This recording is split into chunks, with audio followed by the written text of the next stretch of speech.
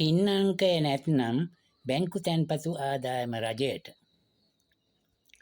රජයේ තීරණය පරිදි බදු ගෙවන්නා හඳුනා ගැනීමේ අංකයක් නැත්නම් tax identification number එකක් හෙවත් ටින් අංකයක් වයස 18 ඉක්මවන හැම කෙනෙකුටම තිබිය යුතු වෙනවා.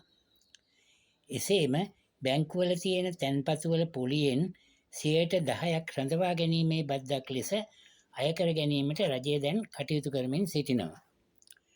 වාර්ෂික ආදායම රුපියල් ලක්ෂ 18 ඉක්මවන්නේ නැත්නම් මේ බද්ද ගෙවිය යුතු නැහැ.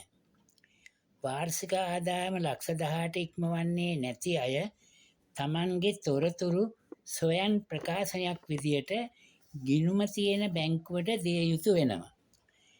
ඉල්ලුම්පත අදාළ බැංකුවෙන් ලබා ගන්නත් හැකි වේවි. ඒ ගැන වැඩි විස්තර හා එම ඉල්ලුම්පත ඇතුළත් චක්‍රලේඛය දේශීය ආදායම් දෙපාර්තමේන්තුවේ වෙබ් පිටුවෙන් ලබා ගන්නත් පුළුවන්. එවැනි අයට බද්දෙන් නිදහස් වෙන්න හැකි වුණත් ඒ ප්‍රකාශය කරන්නත් ටින් අංකය අවශ්‍ය වෙනවා. මේ තොරතුරු ප්‍රකාශය දීම පමා වුණොත් ඔබේ තැන්පත් ගිණුම් වලට ලැබෙන පොලී මුදල් වලින් 10%ක් බදු වලට කැපෙනවා. රුපියල් ලක්ෂයක පොලියක් ලැබෙන්න තිබුණොත් 10000ක් අඩු වෙනවා. අඩු ආදායමක් තියෙන කෙනෙක් නම් සොයන් ප්‍රකාශය බැංකුවට දීමේ මුල් පියවර විදියට දේශීය ආදායම් දෙපාර්තමේන්තුවේ වෙබ්සයිට් එකට ගිහින් තමන්ට ටින් අංකයක් තියෙද කියලා දැනගන්න ඕන. වෙබ් පිටුවට ගියාම verify registration කියලා විමසීමෙන් පස්සේ ජාතික හැඳුනුම්පත් අංකය ඇතුළත් කරන්න තියෙනවා. මේ වන විට ලියාපදිංචි කර ඇතනම් you are already registered කියලා අංකය පෙන්눔 කරනවා. ඊට පස්සේ 1944 අංකයට කතා කරලා ටින් අංකය ලබාගත හැකියි. මේ වනතෙක් ලියාපදිංචි කර නැත්නම් you are not registered කියලා පෙනේවි.